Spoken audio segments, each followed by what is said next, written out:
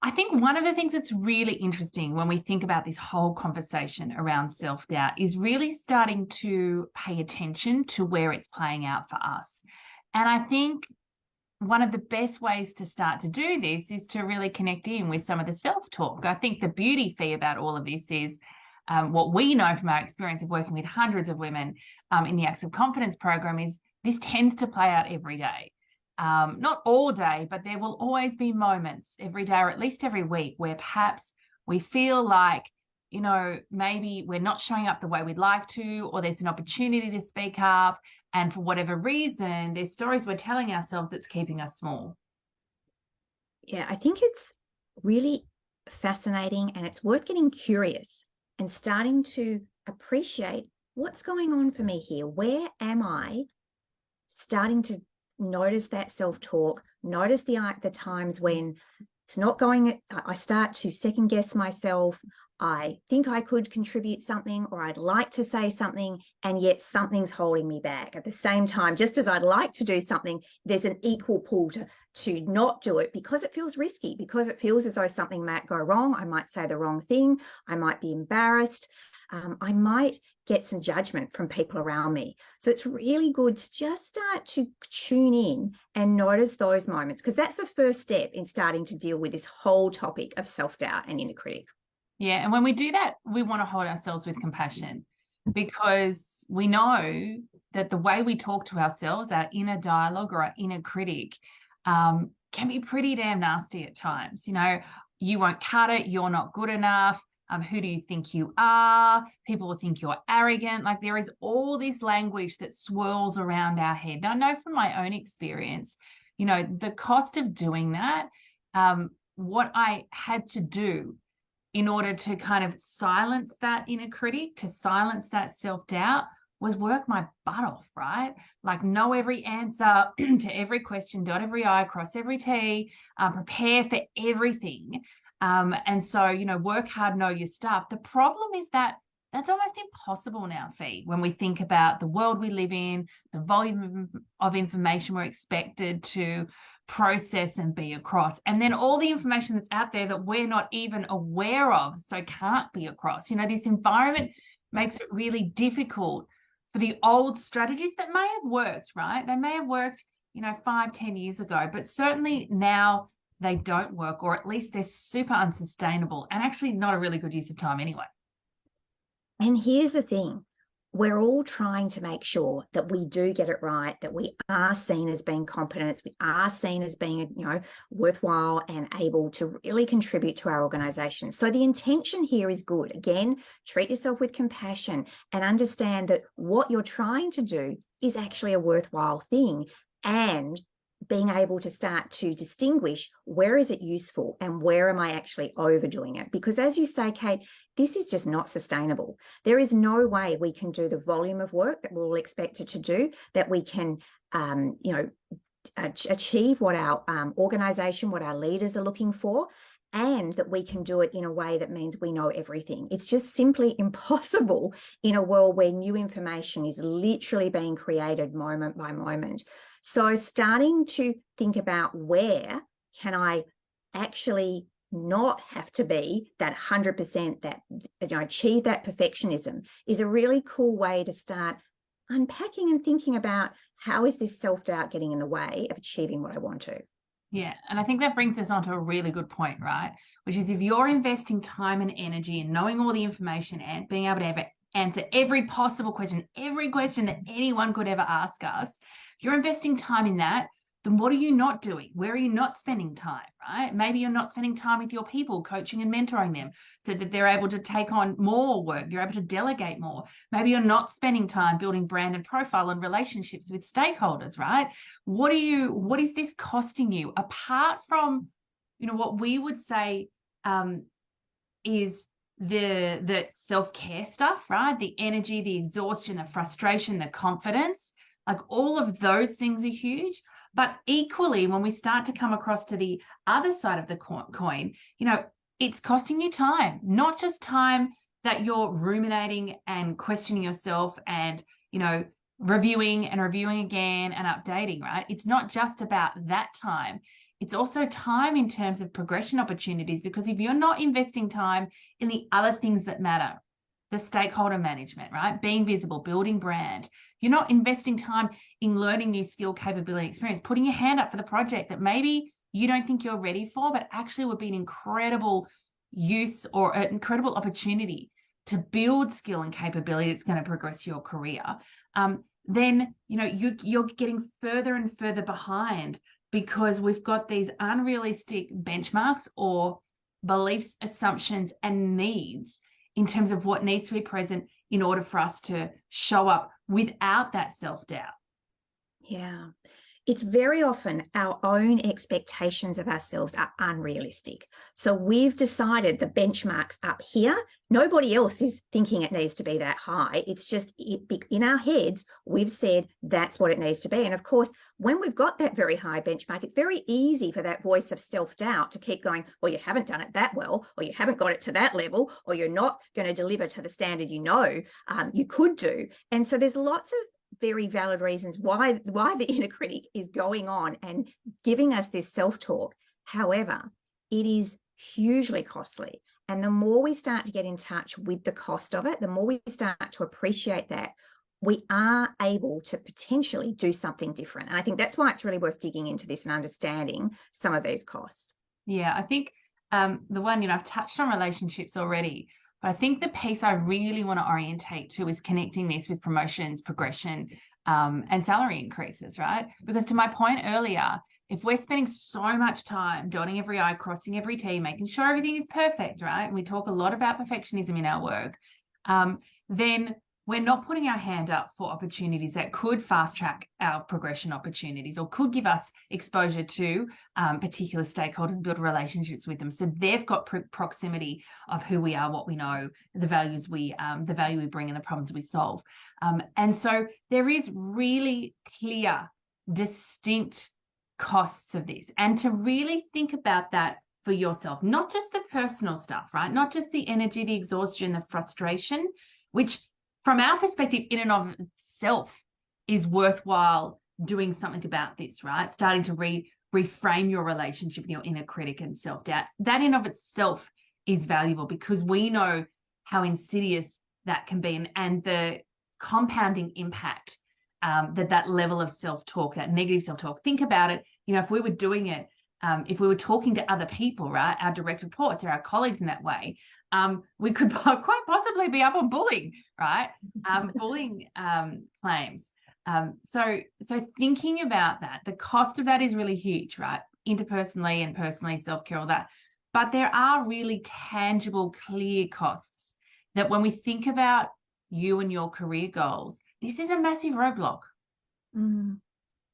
We hear so often women saying, I'm not quite ready, or I need to do something else first, or there's something else that needs to be present or achieved, or I have it in order to do something.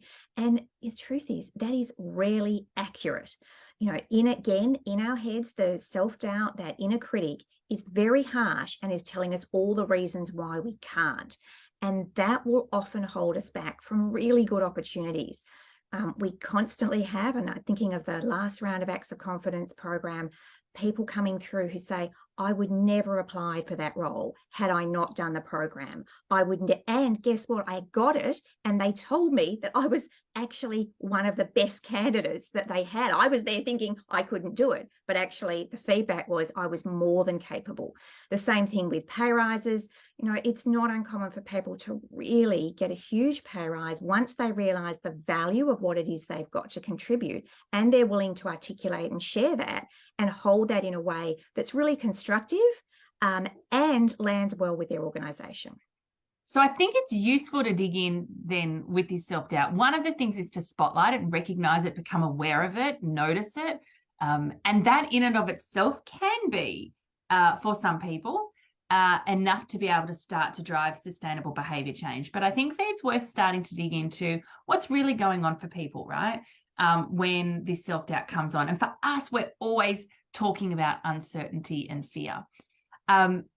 We use the analogy here, you're in a meeting room or you're presenting to a crowd like this, and you're up the front, which in and of itself means that often your inner critic is running on fast forward and kind of picking up 1,000 bits of information all at once. But, you're at the front of a room and you're presenting, and, you're faced with these sorts of, faces, right? You get these sorts of looks, these sorts of responses to what you're saying.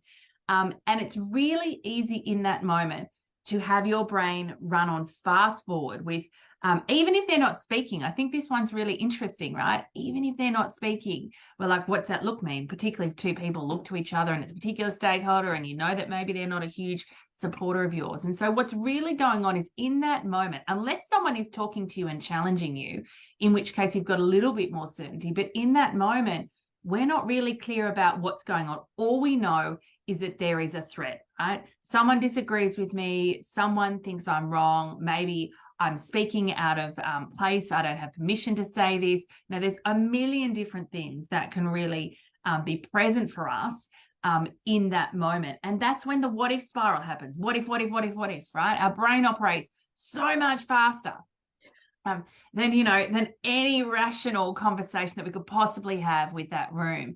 And so in that moment, you're having one dialogue potentially with that room, or you're still delivering your presentation. And equally, your brain is going on absolute, like out of control with what if it's not my place? What if I got this wrong? What if? And all of that is really unhelpful. But that brain circling is really looking to connect the dots. It's really looking to get certainty, right? Because even incorrect certainty, false certainty, is better than staying in that what if or that unknown space. Yes, our brains are meaning-making machines. And as you say, they operate super fast. So they are looking for all the evidence and all the ways in which this may be true. And so as soon as we see something that feels a little bit threatening, or as though someone disagrees with us, or as though we could have got it wrong, or as though we've made a mistake, our brain is on fast forward, and it's already gone to several iterations and places that are really unhelpful. And noticing ourselves even in that spiral, noticing what's happening and starting to understand this is what my brain does. It's not actively trying to sabotage me. It's just trying to look for data, evidence points, so that it can make sense of this situation. And that's that certainty piece, that it might be false. It might be completely constructed. It's a complete story that the inner critic's made up. And yet it feels like it could be very real and as though we're really under threat. Yeah, and I think the important thing with all of that fast forward autopilot storytelling that's going on, even though we're in one conversation live here, but we've got this other version going on in our head, is that very rarely do the stories reflect reality. Right? Very rarely, in our experience, our own personal experience in that with clients, is all of this inner critic stuff that's going on, looking to connect the dots, looking to provide certainty. Very rarely is that true. It's one possibility, but very rarely is it the absolute possibility. And even if it is, it's very rare that the magnitude and the catastrophizing, that level of the story that we're telling ourselves, very rarely is that reflected in reality. And so I think that's really the opportunity here, right? Is to notice, be aware, to start to recognize that just because my brain's joining the dots and making some assumptions doesn't mean that's the truth, doesn't mean that's the reality that's really present for me right now.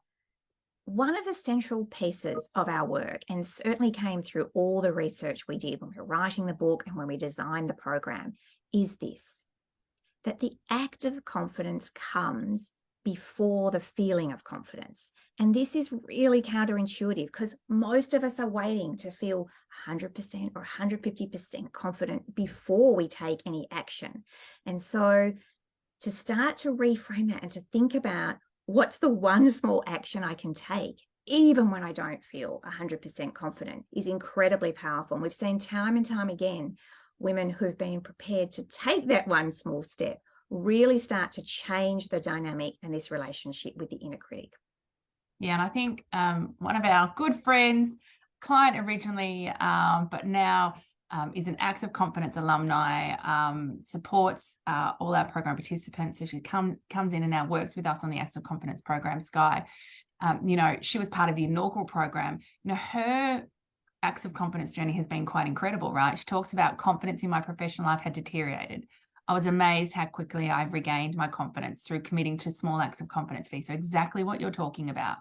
I applied for a new role with more responsibility and was successful. And of course, that was just the beginning of Sky's journey. She's been on, left that role and onto new roles as well. And so this piece around recognizing what's going on and then taking small steps. And I think where we want to go now, Fee, is to really, help everyone or show everyone how do you start to, there is no magic confidence pill, right? We're not going to get rid of this in 3 seconds, as much as we would love for that to have been the case. This has been wired in for decades. This self-talk, this inner critic has been with us for a long time. What we want to do is start to help you reframe that relationship with your inner critic, to help to see it as a resource rather than something that is designed to take you down. And being able to recognize it, notice the opportunities to do that, and then start to implement some of these strategies can be super powerful in terms of how you show up and what you put your hand up for when it comes to, achieving your goals in career and life. So I think the first thing is slow down. And that almost sounds silly to say something so simple in response to something that is quite complex, right? And that has been with us for decades. But in that moment when, everything is an autopilot and there's 2 conversations going on, one in the room and one in your head, in that moment, what we want to do is we want to slow down the inner critic, right? We want to just and allow you to be far more present with the room than having to kind of multitask between the inner critic and the self-talk and navigating the dynamics that are playing out in front of you. And so our ability just to slow down, right? Whether that's to take a walk, to slow your breathing down. We know that when we slow our breathing down, our nervous system will come down into a state of at least more calm than when we're in the fight or flight state. And just being able to suspend judgment, right? Even if in that moment, and this happened to me, right? I was on stage and I saw 2 people lean over and whisper and then look at me, and immediately my brain defaulted to what's wrong? Have I got something on my face? Is my skirt in my stockings? Like, what's going on? And just to slow down enough to go, okay, that may be true. This may be about me, but it may not be. I'm just giving myself a second. I'll think about that later, right? And I'm assuming that someone like Fiona, who's on stage with me at that particular point in time, is going to tell me if something's going on with my skirt in my stockings. But just the opportunity to slow down a little bit, to press pause on some of the inner critic stuff. We get to come back to that later when we've got a little bit more time, but to slow down and really be present to the situation and really maintaining our focus on the dynamics that are playing out in front of us rather than the second kind of tier conversation that's happening in our brains. This is so incredibly powerful. Even though it's simple, the ability to retrain ourselves to actually take a pause, to take a moment and to think about what can I do here, or what's really going on. And I think that's, really, one of the other things that we talk about a lot here is how do we sense check what's happening? How do we face the reality rather than what's in our head? And as you mentioned, Kate, so much of this has been encoded. Since we were very small children, we've had people telling us what the right way and the wrong way of things was, what we should and shouldn't do, how we should and shouldn't present. And so it's quite natural that we've on autopilot around these things. And by slowing down, we give ourselves a moment to question those old defaults, those old autopilot pathways. And in those moments, we get a choice about what we do next. And that's the power, I think, of being willing to slow down, even if it's only for 20 seconds. Number 3 is all about shining a light on the fear, right? When we think about self-doubt, when we think about uncertainty, part of the big conversation here is a fear, right? A fear of failure, a fear of being judged, criticized, not being liked, not belonging. All of the inner critic and self-doubt in our experience comes down to this piece around fear. Our ability to connect those dots, to really lean in and face into what's really going on, what's underneath the surface. If we're worried about whether we're going to get it wrong, whether we're going to be judged, what is going on below the surface in terms of fear? Because our ability to do that work, right? And that's the work that we're doing in the Acts of Confidence program. That's the work that is part of our vision and mission with regards to, Core Confidence, the book, in our organization Quantum Impact Group, is to really help our clients understand how fear is playing out, how fear is a roadblock and a red flag for taking action.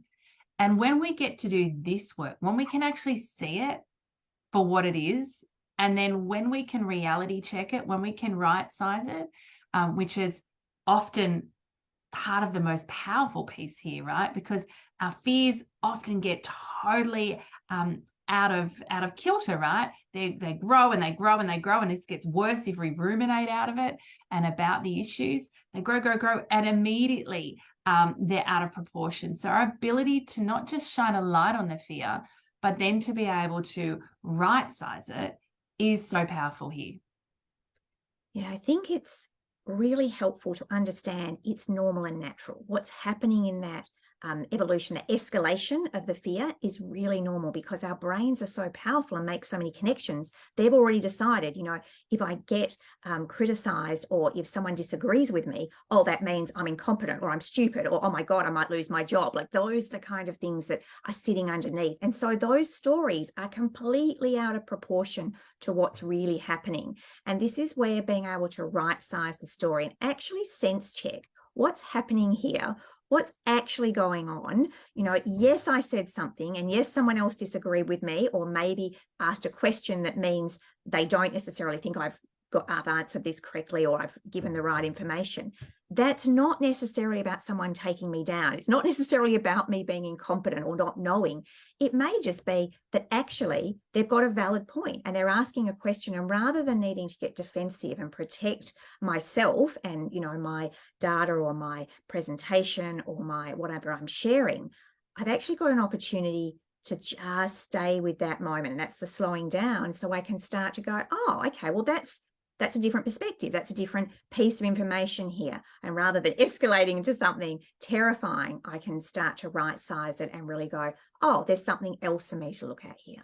Yeah, I want to catch right here the value of slowing down, right? The value of slowing down is allowing me to make those new choices, is allowing me to recognize a different situation. It's allowing me to recognize that I'm triggered and I'm worrying about being judged and criticized. And I'm able to now put that aside to be able to really be present to the conversation that I'm having. So much of this is happening like in the background on autopilot.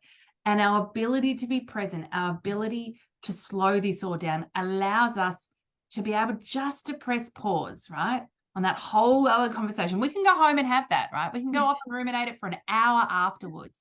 But this is where the power and the potency of this work is, because when we can really just slow down, when we can see things from a different perspective, when we can see our fears, which are absolutely natural and human, for what they are, and we can recognize that potentially the situation that we're in isn't as risky as maybe it feels and our body is responding to. And often our body will respond far quicker than our brain will.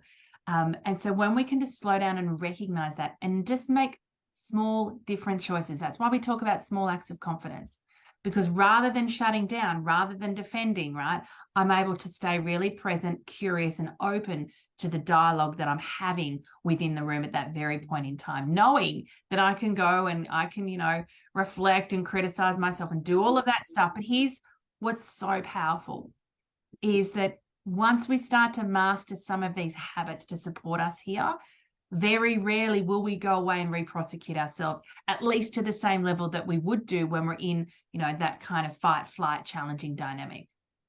Yeah, I think the piece here is your inner critic is actually trying to keep you safe. Doesn't feel like that, but actually what it's looking for is, how can I stop you from going off the rails here? Or how can I stop you from being under threat? Or how can I stop you being criticized or judged? So it's looking for ways in which to keep you safe. And that is not very often serving you very well. And starting to question that, starting to question, what is my inner critic doing here? And even being willing to say in that moment when we're slowing down, actually, I get that you're trying to keep me safe, and I get you're worried about me here, and I'm still going to go ahead. I'm still going to take the act of confidence. I'm still going to do what I need to do in this moment.